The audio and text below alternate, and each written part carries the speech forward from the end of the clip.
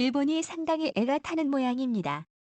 사전 협의 없이 멋대로 수출 제재를 시행하더니 이제는 슬그머니 꼬리를 내리고 있습니다. 일본은 LG와 삼성 등 국내 글로벌 기업들이 브라우저 국산화에 거의 성공했다는 소식을 전해 듣자 급하게 수출 승인을 했습니다. 일본은 8월 내내 불화수소를 단 한 건도 수출하지 않았습니다.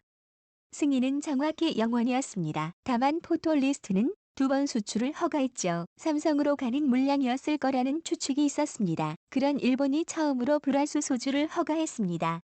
국내 기업들의 반응은 어떨까요? 과연 일본에게 감사했을까요? 그럴 리 없겠죠. 국내 기업들은 일본의 소재를 갖지 않겠다는 입장을 내놓았습니다. 일본이 불이 나게 수출 허가를 해서 삼성과 LG의 토라진 마음을 달래려고 했지만 전혀 통하지 않았습니다. 한국 기업들의 입장은 매우 단호합니다. 앞으로 일본과는 영원히 거래하지 않는다. 초고속도 불화수소는 반도체 제조 과정에서 가장 중요한 제도 중 하나입니다. 그동안 일본이 전 세계에서 사용하는 물량의 70% 이상을 공급하다 보니 우리나라 역시 공급 불안에 시달렸습니다. 하지만 삼성과 LG는 재빠르게 주변국을 통해 필요한 물량을 확보했습니다. 게다가 LG 디스플레이는 불화수소의 실제 공정 투입을 눈앞에 두고 있습니다. 이번 달 안에 일본으로부터의 완벽한 독립이 가능합니다. 국내 기업 중 첫 번째 독립 사례로 기록될 예정입니다. LG 디스플레이는 오히려 일본에게 감사의 마음을 전하고 있습니다. 비싼 일본 소재를 쓰지 않아도 되다 보니 제품 생산 비용도 줄어서 더 효율적인 디스플레이 패널 생산이 가능합니다. 국내 대기업들은 이참에 일본에 대한 의존을 확실히 줄여야 한다고 경영 방침을 세웠습니다. 한국 기업들에게 엄청난 타격을 안겨줄 것이라고 기대하는 일본의 자기가 넘어갔네요.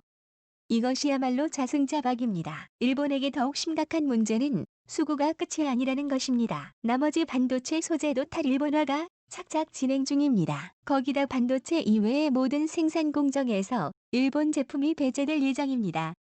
이런 분위기 때문일까요? 일본이 조금씩 화해의 손을 내밀고 있습니다. 고노타로 일본 신임 방위상이 한국의 전경도 국방장관에게 회담을 제안한 것입니다. 한국을 동맹국으로 지칭하며 건설적인 대화를 하자고 했습니다. 한국과의 연대가 매우 중요하다며 속내를 드러내기도 했습니다. 하지만 여전히 한일 갈등이 일제강점기 강제징용 피해자 문제라는 것을 언급했습니다. 따라서 회담은 쉽게 열리기 어려울 전망입니다. 한편 일본 불매운동 영향으로 8월 동안 일본을 방문한 한국인 여행자가 역대 최대로 급락한 것으로 나타났습니다.